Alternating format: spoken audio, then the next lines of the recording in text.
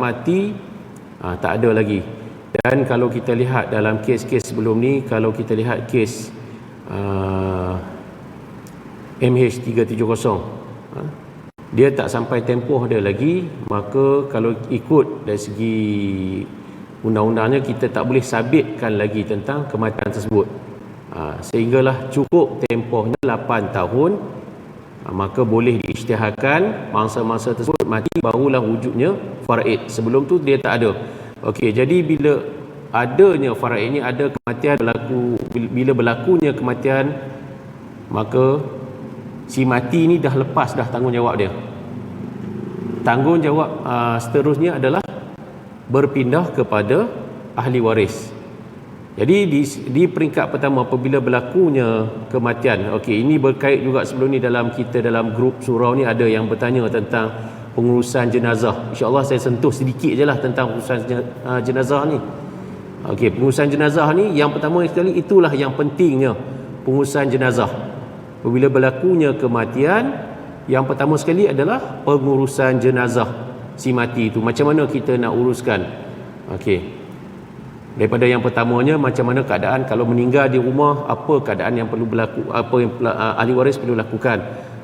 Kalau meninggal di hospital, apa yang perlu dilakukan. Okey, kalau di hospital ni dia tak jadi masalah sangatlah, sebab memang apa-apa pun hospital yang akan uruskan, dan ahli waris ni hanyalah terlibat untuk memberi pemakluman kepada pihak polis untuk dapatkan permit mengubur. Okey, tetapi kalau dalam keadaan kematian berlaku di rumah, okey, yang pertama kena dapatkan pengesahan lah daripada pegawai perubatan. Cuma dalam situasi kita sekarang ni, bila berlakunya kematian, dia banyak proses dia dengan swab testnya lah, apa segala macamnya.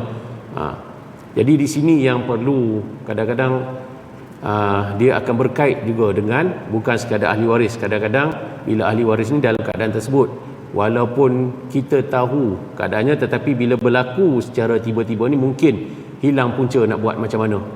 Jadi yang pertama sekali adalah pengesahan kematian oleh pegawai perubatan bila berlaku kematian di rumah lah. Yang keduanya, kita buat laporan polis tentang kematian tersebut untuk dapatkan permit mengubur. Dan yang ketiganya, selepas selesai ni, dia bukan selepas, dia serentak berlaku. Mungkin kalau kata ada 2-3 orang ahli waris, boleh serentaklah agih-agih tugas tu. Yang ketiganya adalah hubungi, yang ni penting juga lah, hubungi AJK surau ke AJK masjid ke untuk pengurusan jenazah tersebut. Dari segi kita nak mandikan jenazah macam mana, nak kafankan jenazah, kemudian nak kuburkan di mana tersebut. Mungkinlah di sini ahli waris ni tak boleh nak uruskan semua. Jadi di sini kena kenal lah AJK surau, pengurusi surau, SU surau ke masjid ke, kita kena kenal. Okey. Dan ahli waris juga bertanggungjawab masa ini untuk dari segi pengurusan jenazah ni. Okey, dari segi pengurusan jenazah ni, okey, kita akan lihat dari segi kos-kos yang melibatkan pengurusan jenazah ni. Yang pertama sekali, boleh diambil daripada harta peninggalan si mati. Maksudnya kalau ada wang tunai, wang simpanan dalam bank sebelum akaun bank tersebut dibekukan oleh pihak bank, jadi boleh kita untuk urusan pengkebumian jenazah tersebut. Dari segi maksudnya kita upah mandi yang mana kita ada tu, setengah-setengah dia ada kena jemput upah mandi, okey, kepada jurumandi. Kemudian dari segi kafannya macam mana, okey, kemudian kerandanya macam mana, kuburnya macam mana, upah penggali kuburnya tu, okey, kemudian pengangkutannya. Okey, ada pula sekarang ni orang timbulkan, kenapa benda tersebut kita nak susahkan ahli waris yang sedang berduka cita atas kehilangan seseorang yang disayangi. Okey, kita kena ingat, kadang-kadang ada setengah-setengah tempat dia ada khairat kematian. Jadi khairat kematian tu boleh digunakan untuk pengurusan jenazah. Kalau tak ada, mungkinlah di kalangan ahli waris tersebut memang orang yang tidak berkemampuan, boleh dapatkan bantuan. Bukan semuanya adalah secara mutlak mesti dibayar. Mungkin setengah-setengah masjid, setengah-setengah surau dia ada sediakan untuk golongan-golongan yang tidak berkemampuan ni dari segi pengurusan jenazah. Macam tu. Bukan katalah satu yang mandatory. Tetapi kita kena ingat apabila orang yang buat benda-benda tersebut, macam mandi jenazah ni apa semua, memang dari segi pengurusan jenazah ni adalah fardu kifayah. Apabila ada seseorang yang buat tu, maka lepaslah tanggungjawab pihak yang lain. Tetapi kita kena ingat mereka ni bukan buat semata-mata fardu kifayah tu saja, tetapi mereka menggunakan kudrat, jadi adalah di situ upahnya. Contohnya penggali kubur. Kalau kita yang tak biasa nak gali kubur ni, suruh gali kubur tu, rasanya pensan. Kecuali lah kalau kubur-kubur yang canggih sekarang ni, macam Presiden 20 di Putrajaya, di Karak, Raudatus Sakinah tu, dia korek guna, dia gali kubur tu guna jentera. Jadi tak jadi masalahnya. Kalau kata gali kubur guna tenaga manusia ni, saya sendiri pun surrender nak gali kubur tu. Jadi di situnya adanya upah. Kemudian kita kena lihat dari segi kos-kos pengeluaran, kain kafan apa semua tu. Sekarang ni dah mudah, ada kit jenazah, dah ada dalam bentuk kotak, semua lengkap. Di situ pun kita dah boleh gunakan benda tersebut, boleh simpan di rumah apa semua tu untuk keperluan lah. Maksudnya satu keperluan untuk peringatan juga, dan juga satu keperluan. Dan juga begitu juga dengan pengangkutan. Okey, kos-kos tersebut ni memang ada, tetapi kadang-kadang di sesetengah tempat boleh dapatkan bantuan pengurusannya. Okey, itu sekadar ringkas tentang pengurusan jenazah. Kalau nak lihat tentang mandi jenazah ni, kita mungkin boleh buat satu, dia kena buat secara praktikalnya. Ada jenazah ni, bukan kata jenazah betul lah. Kalau di sekolah tu adalah seorang yang sukarela menjadi jenazahnya. Jadi macam mana kita nak mandikan jenazah tersebut, macam mana kita nak keluarkan najis daripada perutnya, macam mana kita nak sucikan jenazah tersebut, dia kena ada praktikalnya tu tersendiri. Okey, itu berkaitan sebuah ringkas tentang pengurusan jenazah lah. Okey, mungkin lepas ni insya-Allah kalau kita dah bincang dalam grup surau tu, insya-Allah adalah Pak Abu mungkin boleh akan buat. Pak Hamid kata 4-5 kali dah dia join buat tu. Itu dari segi khusus. Yang dari segi praktikal realnya tu, selalunya Pak Hamid, Dr. Latif, seorang lagi siapa saya tak perasan. Saya pun dah di sini 3-4 kali dah kita lihat jenazah ni, pengurusan jenazah di surau ni. Okey, yang keduanya, okey, apabila berlakunya kematian, perkara yang kedua menjadi tanggungjawab ahli waris adalah untuk kenal pasti apakah harta yang ditinggalkan oleh si mati tersebut. Bukan kata kita nak tamak, nak berebut harta tu, tidak. Tetapi itu adalah tanggungjawab untuk kita kenal pasti harta tersebut, sebab dia akan berkait-kait dengan isu-isu yang lain. Okey.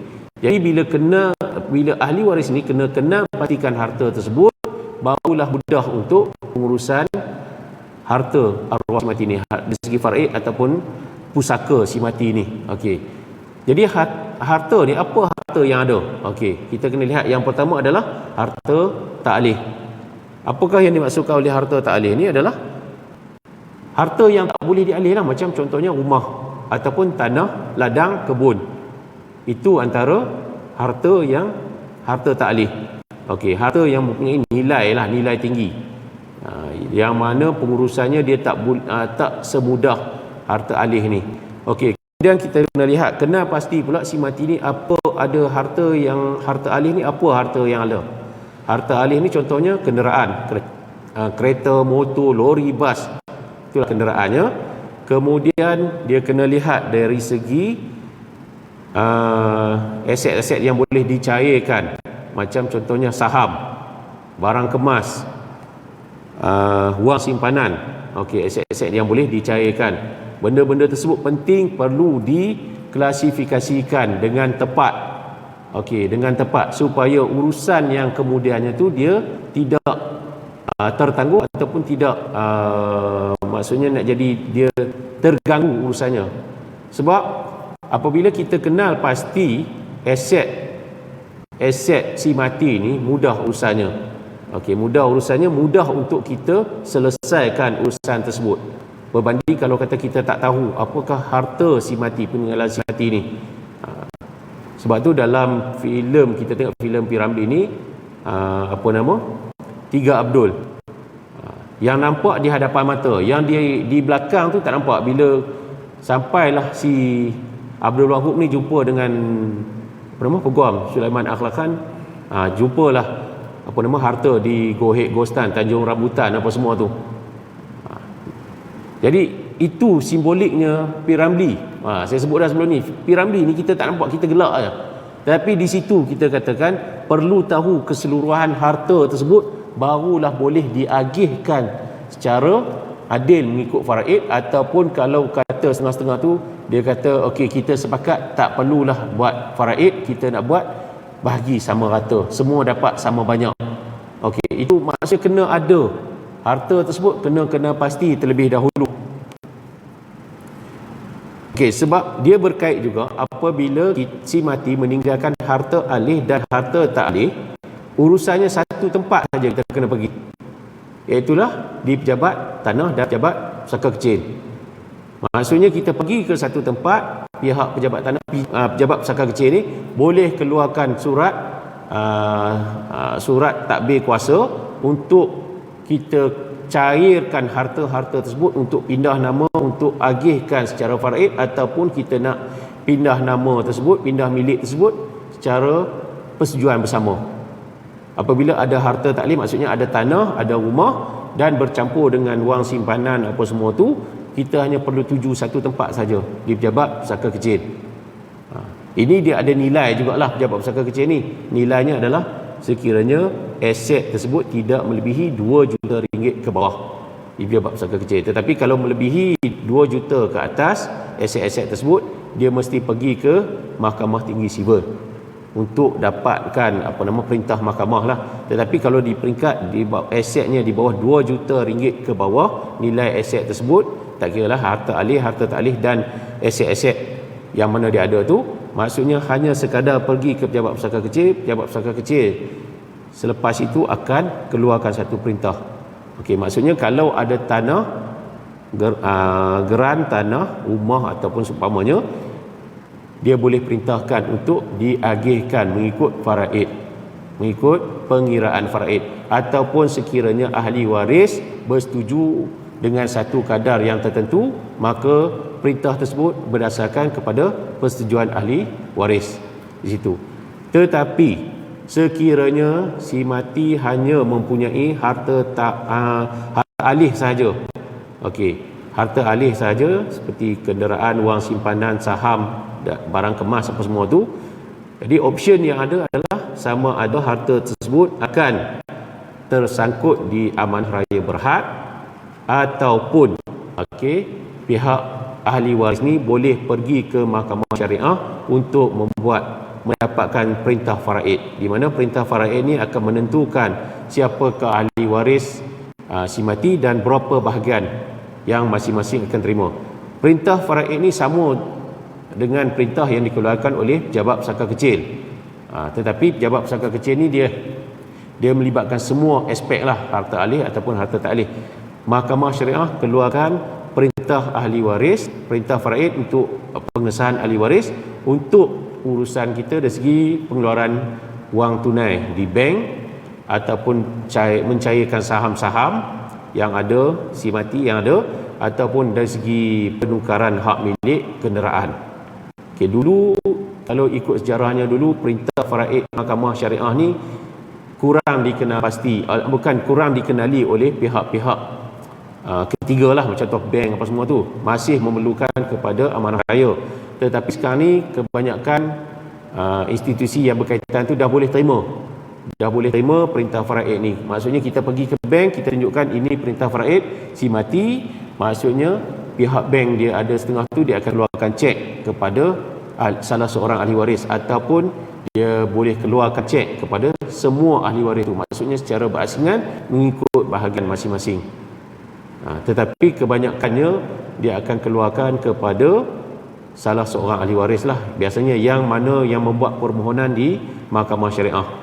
Okey, itu dalam keadaan di mana akaun tersebut tiada penama lah. Tetapi kalau kata macam kita dah ada sekarang ni tabung haji dah ada penama, tak perlu lagi kepada perintah faraid apa semua, penama tersebut boleh pergi kepada tabung haji, tunjukkan CJ mati, si mati tersebut, dan boleh keluarkan apa nama wang simpanan si mati itulah untuk. Dan kena ingat juga, penama ni sebenarnya bukan terima duit tu untuk dia.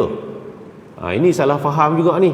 Bila kata ada konflik-konflik yang berlaku, suami menamakan isteri tersebut sebagai penama lah, penama kepada akaun dia tu. Apabila sampai masanya suami ni meninggal, isteri ni keluar duit tersebut, dia nyatakan duit tu memang dah diberikan kepada dia sebab dinamakan kepada dia. Masa itulah timbul pertelingkahan dari segi ibu bapa si mati yang tak dapat bahagian masing-masing. Yang isteri tu dapat, tak apalah, dapat. Sepatutnya dia dapat bahagian dia sajalah. Kalau ikut faraid, isteri kalau ada anak 1/8. Anak tu tengok lelaki perempuan macam mana, ibu bapa pula dapat berapa bahagiannya. Jadi di sini penama kadang-kadang silap faham, menyatakan bahawa penama tersebut bukanlah penerima mutlak. Dia hanyalah sebagai pemegang amanah untuk mengagihkan harta si mati itu kepada ahli waris yang layak. Dan kita kena ingat juga, penama ni janganlah letak nama anak yang berumur bawah 18 tahun. Sebab apabila letak nama anak bawah 18 tahun, apabila ayahnya tu meninggal dunia, anak tu umur 14, 15 tahun, senyap macam itulah duit dalam akaun. Sebab anak di bawah 18 tahun dia tidak boleh mentadbir harta. Kena tunggu dia sampai 18 tahun barulah boleh keluarkan wang tunai tersebut. Sebab bila ada penama ni, kadang-kadang dia tak nak lagi, bukan kata dia tak nak faraid, dia tak nak lagi CJ faraid itu untuk mengganggu, sebab dia akan keluarkan kepada pihak yang diberi amanah macam tu. Banyak isu berlaku tentang penama ni sebab ini yang saya pernah jumpa klien dia datang bertanya tu. Saya tanya dia, kenapa letak nama anak? Dia kata, letak nama anak ni confirm anak ni tak terputus hubungan. Tapi isteri ni bila letak nama isteri, belum tentu jodoh tu berkekalan. Betul lah alasan tu, tetapi selepas tu bila dia meninggal, anak-anak tersebut tak dapat apa. Letak nama anak yang umur 7 tahun, 8 tahun, kemudian katalah dia bercerai ataupun dia tak bercerai, dia meninggal, isteri pun tak dapat, anak pun tak dapat. Sebab penama tersebut belum mencapai 18 tahun. Penama tersebut belum mencapai 18 tahun. Itu yang pentingnya bila penama ni. Okey. Jadi di sini bila kita kaitkan tadi ni, apabila harta tersebut, ini jadi isunya, apabila harta tersebut gagal ditadbirkan dengan sempurna, ini yang menyebabkan berlakunya lambakan harta yang tak dituntut di amanah raya.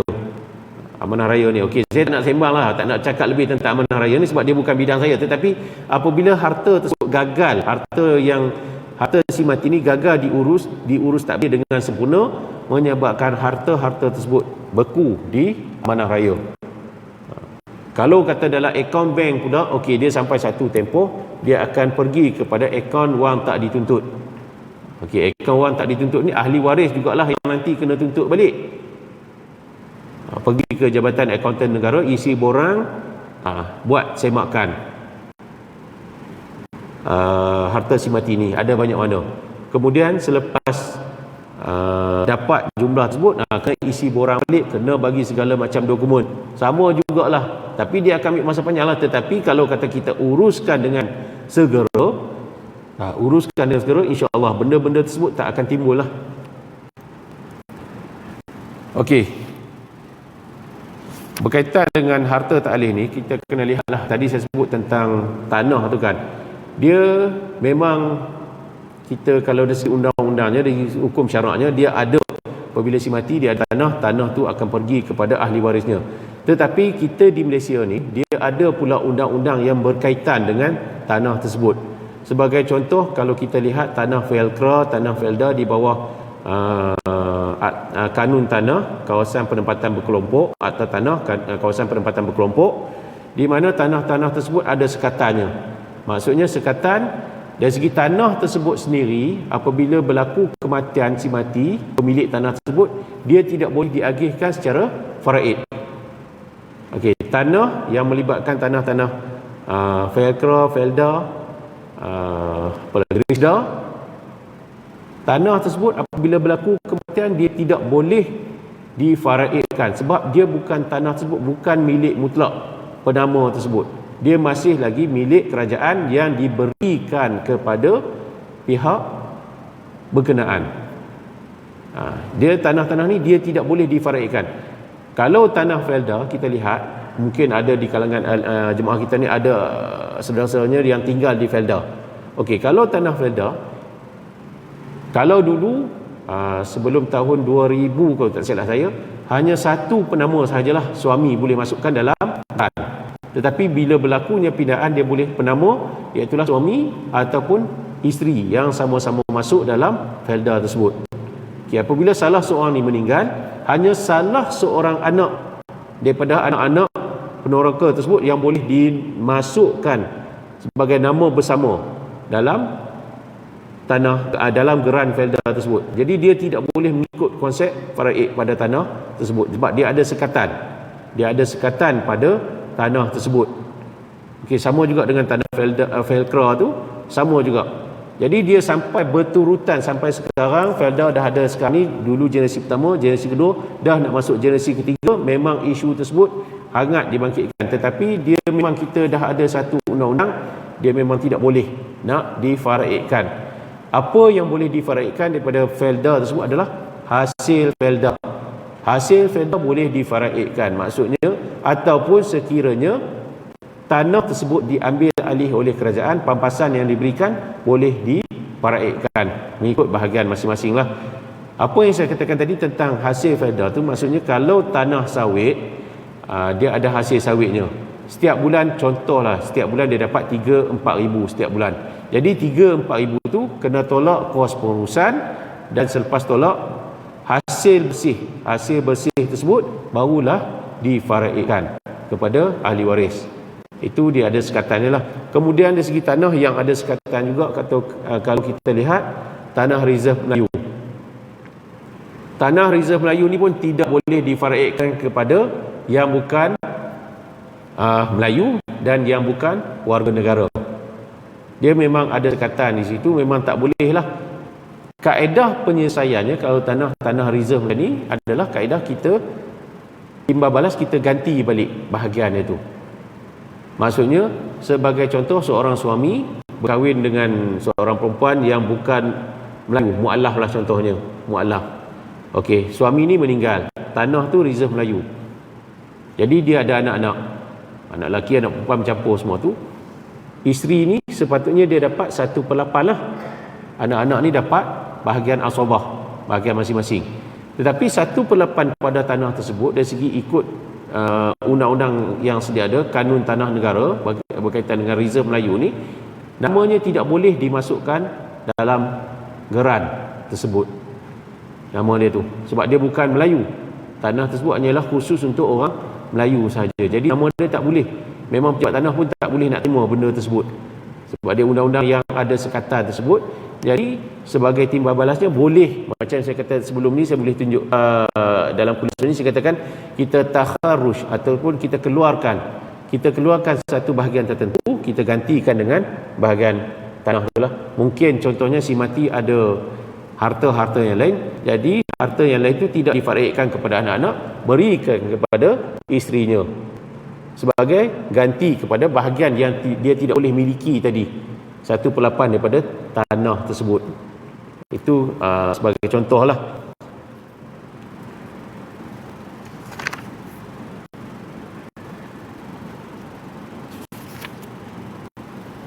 Okey, seterusnya berkaitan dengan harta alih ni adalah kita lihat apabila berlaku kematian si mati ni, sudah tentu dia kadang-kadang ada setengah tu dia ada KWSP. KWSP ni dia ada penama, macam saya kata tadi, sama ada tabung haji apa semua tu. Bila ada penama, jadi penama ni bertanggungjawab untuk keluarkan saja dan agihkan nama KWSP tersebut kepada ahli waris. Okey. Dan yang seterusnya yang lazim yang kita ada adalah berkaitan semasa kematian berlaku, semasa jiran-jiran, saudara mara ziarah jenazah tersebut, adalah kita derma bagi sumbangan kepada keluarga si mati. Okey, Derma yang diterima oleh keluarga si mati tersebut itu bukan faraid. Okey, derma tersebut adalah memang harta yang wujud selepas kematian, jadi dia bukan faraid, dia adalah milik mutlak ahli waris untuk digunakan apa sajalah. Jadi wang derma tersebut boleh digunakan untuk nak buat kenduri ke, nak buat apa saja, itu boleh, tak jadi masalah. Dan sama juga dengan wang khairat kematian. Wang khairat kematian ni saya sudah sebut tadi, dia hanya wujud selepas kematian. Maksudnya kita ambil secara mudahnya, apa-apa harta yang wujud, yang timbul selepas kematian pemilik asalnya, dia bukan faraid. Dia tidak boleh, bukan kata tidak boleh, tidak perlu diagihkan secara faraid. Dia tidak perlu diagihkan secara faraid. Antara yang boleh dikatakan wang yang wujud ataupun yang timbul selepas kematian, kita boleh katakan macam tadilah, khairat kematian, wang derma, imbuhan, pampasan dan saguah hati. Itu adalah benda-benda yang wujud selepas kematian. Macam contohnya dia berkaitan dengan, okey, ini berkaitan, salah satunya adalah berkaitan dengan takaful lah, takaful. Okey, takaful ni kita lihat, okey, dia berbeza. Takaful dengan insurans ni berbeza. Okey, takaful bila berlaku, takaful nyawa lah. Apabila berlaku kematian, takaful tersebut dia terbit kepada, dia ada perbezaan di situ. Dia terbit sama ada lebih kepada faraid ataupun kepada penama. Kena lihat di situlah, kena lihat kepada kontrak yang ada di situ. Kalau dia lebih kepada macam simpanan, dia adalah faraid. Kalau takaful tersebut adalah satu takaful nyawa, dia lebih kepada penama, dia bukan faraid lagi. Maksudnya penama tersebut yang terima itu menjadi hak mutlak dia. Takaful. Tapi kalau insurans konvensional ni, okey, dah ada fatwa kebangsaan ada, fatwa kebangsaan ni satu, dia hanya fatwa saja tetapi dia tidak mengikat. Tetapi di Selangor telah gazetkan fatwa tersebut tentang insurans konvensional ni, menyatakan bahawa insurans konvensional ni caruman tu adalah faraid, manakala pampasan kematian tersebut bukan faraid dan tidak boleh diterima oleh ahli waris. Insurans konvensional ini yang penting kita kena ingat.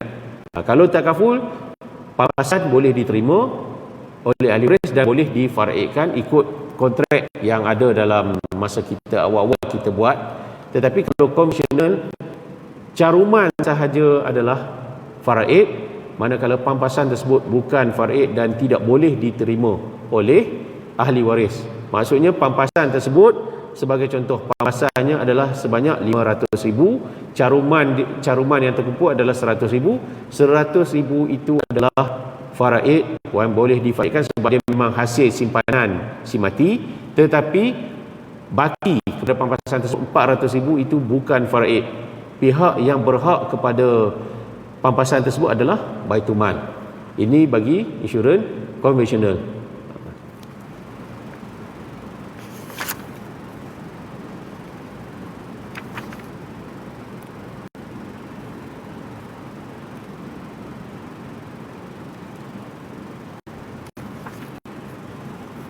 Okey, itu antara sebahagian harta-harta yang perlu dikenal pastilah oleh ahli waris. Dan kena ingat juga, kalau kata si mati ni ada meninggalkan pencen, okey, pencen ni dia tertakluk kepada akta pencen, dia ada pencen terbitan, ada pencen yang mati tersebut. Kalau kata pencen terbitan tersebut, ada maksudnya dia adalah tertakluk kepada peruntukan yang adalah, maksudnya dia akan pergi kepada ahli waris, bagi contohnya kepada isteri ataupun anak yang berusia di bawah 18 tahun ataupun sehingga tamat pengajian tertinggi.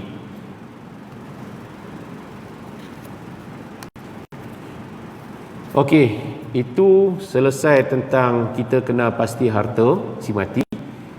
Okey. Dan seterusnya kita kenal pasti ahli waris ni, kena kenal pasti pula. Okey. Kena kenal pasti pula hutang si mati.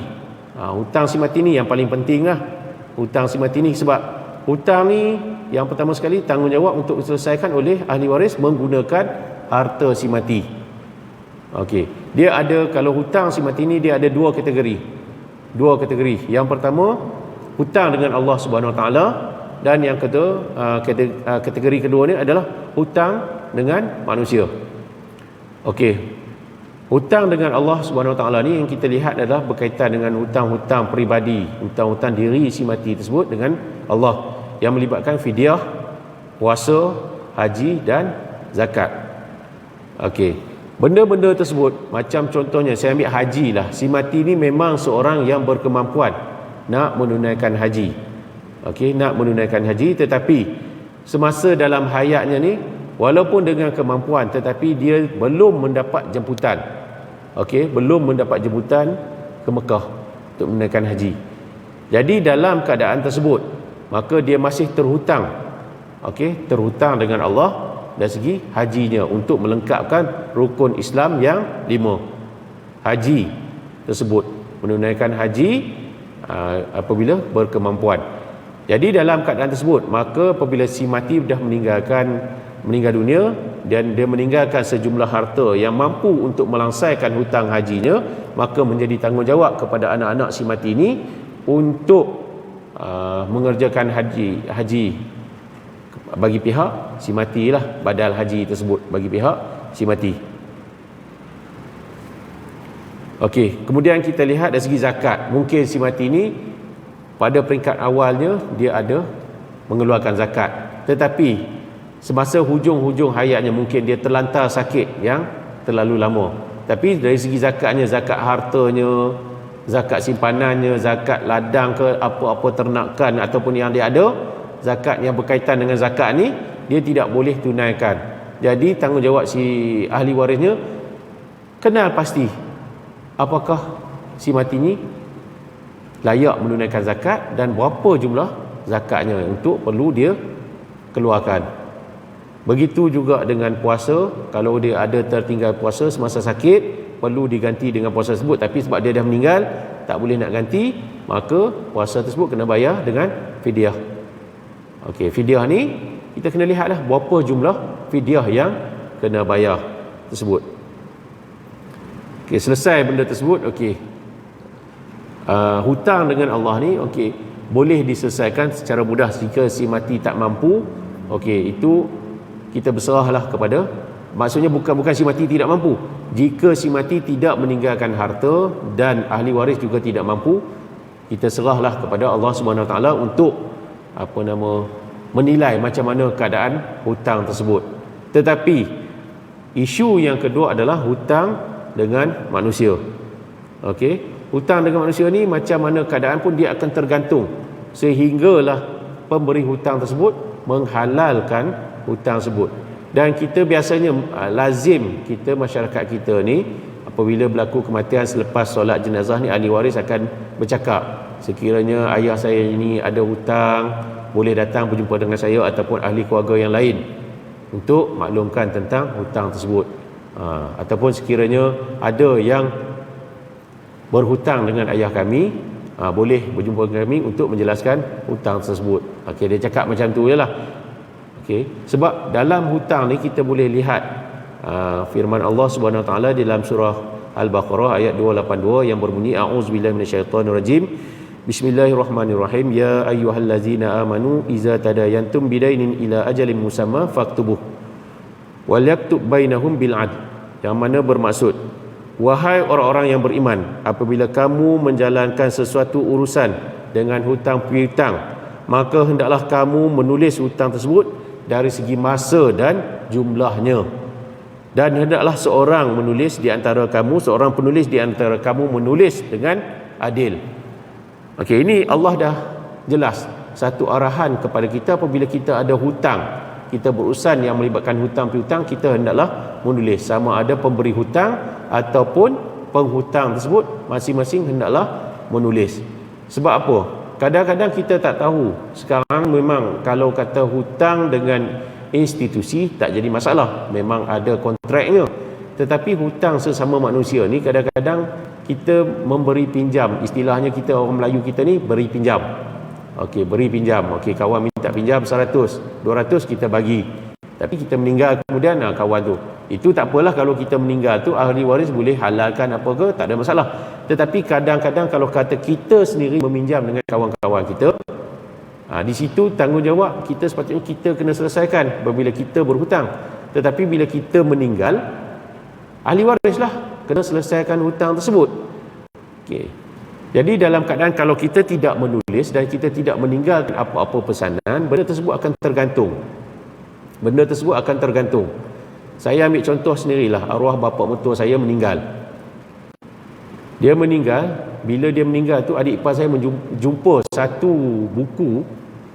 buku daripada tahun 1976. Dia menulis hutang dia 1976, Disember 1976, RM 400 dengan mak mertua. Bayar, selesai. Dia tulis pula bayar bila sekian. Sampai dia meninggal tahun 2014 itu. Semua hutang tu adalah RM10, RM50 apa semua tu. Semua jelas dia tulis. Tetapi setelah 2 ataupun bukan setelah 2-3 hari tu. Hari kedua tu datang seorang depan rumah tu. Dia datang tengok depan rumah. Itu dia balik. Hari ketiga dia datang, saya dah balik dah ke Putrajaya masa tu. Dia datang, dia jumpa dengan adik ipar saya. Dia jumpa dengan adik ipar saya, dia kata arwah bapa mertua ni berhutang dengan dia sebanyak RM5,000. Berhutang dengan dia ni sebanyak RM5,000. Dia nak tuntut hutang tersebut. Okey, dia nak tuntut hutang tersebut. Adik ipar telefon saya lah, tanya macam mana. Saya kata kat dia, arwah abah ada tulis buku kan, kita tengok buku tu, ada tak jumlah RM5,000? Daripada tahun Disember 1976 dia tulis, sehinggalah tarikh dia meninggal tu, semua lengkap. Dia tulis hutang tu, yang mana dia ada bayar, yang mana dia tak bayar, apa semua tu lengkap dia tulis. Tiba-tiba ada seorang datang menuntut jumlah RM5,000 yang tak ada dalam buku hutang tu. Okey, jadi saya kata kat adik ipar, cakap balik dengan kawan tu, kata mana bukti dia ada berhutang, mana bukti, dan tunjuk buku tu kat dia. Kata arwah abah ni dia berhutang, dia tulis dalam buku ni daripada tahun 1976 sehingga dia meninggal. Kami percaya arwah abah ni dia takkan skip lah kalau hutang yang berjumlah RM5,000 tu dia tak masuk dalam buku hutang tersebut. Dia tak masuk dalam buku hutang tersebut. Sebab yang sekecil-kecil hutang RM20, RM30 pun dia tulis. Kemudian dia bayar bila, selesai bila tu dia tulis tepi tu. Jadi bila kawan tu 2-3 kali datang, tunjuk buku tu dekat dia, adik ipar saya ni bercerita, kata kami boleh bayar RM5,000 tersebut, tapi tunjuk bukti. Mana dia bukti hutang tersebut? Sebab dalam buku ni tak ada hutang. Dalam buku tu tak ada nama dia pun, senarai hutang. Jadi di situ adalah kita nak bagi clear lah. Kita nak bagi clear macam mana kita nak menguruskan hutang tersebut. Macam mana kita nak uruskan hutang tersebut lah, hutang sesama manusia ni. Kalau kata kita tak ada lah hutang ni, okey, kalau kata kita tak ada catatan macam ni, dia akan menimbul isu lah, dan mungkin akan menimbulkan perbalahan. Sebab isu yang tadi juga, bapa saudara isteri saya ni, dia cakap kawan tu, dia sekampung je sebenarnya, kawan tu pergi bercakap dengan bapa saudara ni. Dia bercakap dengan bapa saudara ni ada hutang, arwah ni ada hutang dengan dia. Jadi bapa saudara tanya kami balik. Kami tunjuk dekat dia buku tu. Dia kata, Abang Mat tulis macam ni ya, dari 76 hutang. Dia kata ini memang menipu dan saja nak ambil kesempatan. Dan itu yang menjadikan pentingnya kita buat catatan hutang ini, supaya kalau ada pihak yang menuntut kepada ahli waris boleh menyatakan tak ada pun hutang ni, buktinya tak ada pun bukti itu. Jadi si hutang tersebut.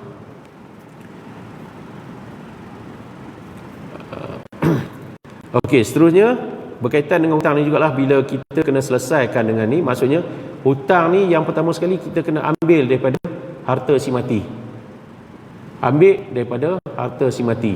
Maksudnya kalau kata ada lebihan harta si mati tu, barulah kita pergi kepada next step, langkah yang seterusnya. Kalau tak ada lebihan lagi pada harta si mati tu, maksudnya ahli waris tengok saja je lah. Ataupun ketika si mati itu meninggalkan sejumlah hutang yang lagi banyak daripada hartanya, maka selepas itu menjadi tanggungjawablah ahli waris untuk langsaikan hutang si mati. Okey, ahli waris ni siapa? Okey, kita akan tengok kemudian tajuk-tajuk kemudian ni, insya-Allah dia ada siapa ahli waris kepada si mati tersebut. Okey, seterusnya selepas hutang, kita ada berapa minit lagi? Sikit lagi. Seterusnya selepas hutang ataupun selepas hutang ni saya tangguh dululah. Okey. Ada apa-apa soalan? Ada apa-apa soalan? Okay, sebab saya minta maaf lah kalau selepas kuliah yang pertama tu memang banyak yang bertanya soalan kepada saya. Antara soalan yang tanya tu berapa bahagian ni? Berapa bahagian ni? Okey. Saya nak jelaskan sini. Bila tanya tentang berapa bahagian faraid yang boleh dia terima, dia macam saya kata tadi lah, pihak yang berautoriti nak kira bahagian tu adalah Mahkamah Syariah dengan pejabat tanah lah, pejabat pesaka kecil. Bukan saya tak boleh kira, saya boleh kira, tetapi pengiraan sekadar bertanya tu kita tak tahu siapakah ahli waris yang ada. Dia di peringkat Mahkamah Syariah ataupun pejabat pesaka kecil, dia akan buat siasatan ahli waris. Okey, si mati meninggalkan siapa? Isteri ada berapa orang? Seorang, dua orang, tiga orang, empat orang. Okey, ibu, ayah, datuk, nenek. Anak berapa orang? Okey, kena tengok pula anak ni seibu sebapa ke, seibu ke sebapa ke.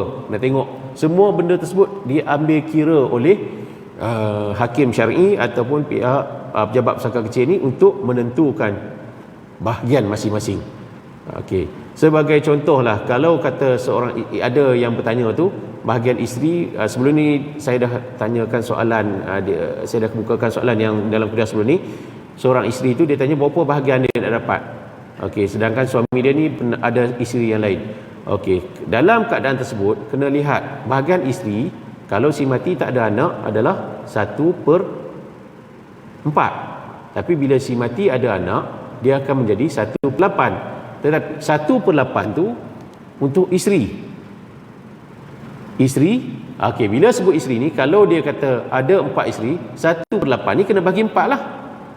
Bukan setiap seorang itu 1/8, isteri ni 1/8, isteri ni 1/8, isteri ni 1/8. Tak. Maksudnya 4 isteri itu adalah 1/8. 1/8. Maksudnya kalau dia 1/8 itu adalah RM1,000, maksudnya seorang isteri itu dapat 250 saja. Tapi kalau seorang isteri saja dapat 1/8, dia dapat RM1,000 lah. Tapi kalau ada 4 orang isteri, dia akan jadi RM250 kena bahagi pula. Jadi bila datang soalan-soalan macam tu, WhatsApp macam tu, saya minta maaf lah, memang tak boleh nak jawab lagi. Memang nak panjang WhatsAppnya, nak kena tanya siapa mati lagi, ahli warisnya siapa. Okey, tapi kalau soalan-soalan umum, okey, mungkin saya akan cuba jawab lah. Tapi banyak juga yang saya jawab, banyak juga yang saya terlepas, kadang-kadang tak sempat nak tengok, nak jawab. Itu saya minta maaf lah. Okey, mungkin ada soalan yang lain dalam kita masa ni sebelum kita nak tamat kuliah ni. Kalau kata yang si mati tu kan, Ya. dia baru masuk Islam kan. Ya. Dulu dekat Islam, sekarang masuk Islam. Macam mana penentuan dia tentukan kan? Okey, kalau si mati yang masuk Islam, dia tak ada ahli waris. Harta pusakanya tu 100% pergi ke Baitul Mal lah. Kena tengoklah. Jadi bila si mati ni dia masuk Islam, itu yang kata mahkamah dalam keadaan-keadaan tertentu mahkamah kena ambil kira. Okey, siapa ahli waris dia? Kena siasat juga dia masuk Islam ni seorang diri ke ataupun masuk Islam dengan anak. Kemudian kena tengok pula isteri dia tu masuk Islam ataupun tidak. Sebab dia dalam berkaitan dengan masuk Islam ni pun dia ada tempoh juga tau. Dia ada tempoh iddah. Maksudnya apabila suami masuk Islam, dia beredah dengan isterinya tu selama 3 bulan Qamariah jugalah. 3 kali suci ataupun 3 bulan Qamariah tu. Dalam tempoh tersebut, jika isterinya turut masuk Islam, dia ada hak untuk pusaka tersebut walaupun suaminya dah meninggal. Itu sebahagian jumhur katalah macam tu. Sebab dia eddahnya tu. Tetapi kalau dah lebih daripada tempoh iddah tersebut dia tak masuk Islam, maka kekallah macam tu. Sama jugalah kena tengok anak-anak tersebut, sama kalau dia ada anak dia masuk Islam ataupun tidak. Anak dia masuk Islam ataupun tidak. Sebab dalam tempoh iddah ni adalah tempoh untuk berkaitan dengan masuk Islam ni, tempoh untuk kita memujuk balik. Maksudnya kalau suami masuk Islam, nak pujuk balik isteri tu masuk juga Islam, ikut dia. Kalau dia ikut masuk Islam, tak perlu lagi kepada akad nikah yang baru. Dia seolah-olah dia masuk tu secara bersama-sama. Sama juga anaknya lah. Kalau anak dia masuk Islam, okey, sama, boleh, tak ada masalah. Dia ada tempohnya tu.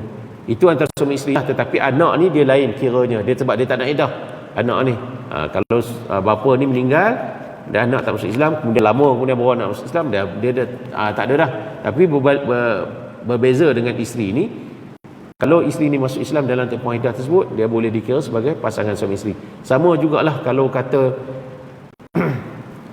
pasangan ni, suami isteri ni memang Islam lah, bercerai, suami isteri ni memang bercerai. Selepas bercerai seminggu, 2 minggu bercerai, suami ni meninggal. Suami ni meninggal dalam tempoh iddah lah. Okey, dalam tempoh iddah. Dia ada 2 isu di sini, faraid dan iddah isteri. Okey, dalam keadaan macam ni, faraid isteri ni dapat, iddahnya tadi, iddah perceraian tadi daripada 3 kali suci ataupun 3 bulan qamariyah tersebut berpindah kepada 4 bulan 10 hari. Iddah kematian suami. Kalau kematian berlaku dalam tempoh iddah, dia berpindah kepada daripada iddah cerai 3 kali suci ataupun 3 bulan qamariyah, berpindah kepada iddah kematian 4 bulan 10 hari. Macam tu. Okey, ada apa-apa lagi soalan? Okey, kalau tak ada setakat itu dulu. Wallahu alam. Wabillahi taufiq wal hidayah. Assalamualaikum warahmatullahi wabarakatuh.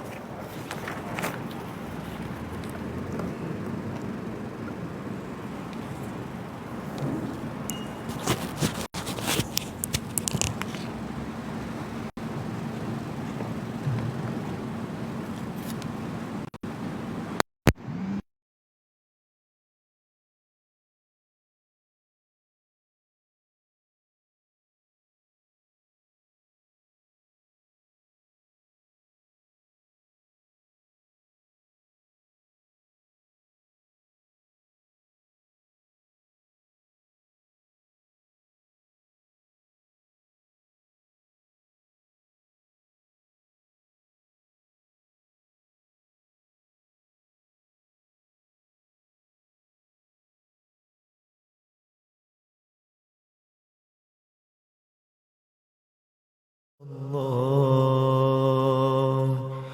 لا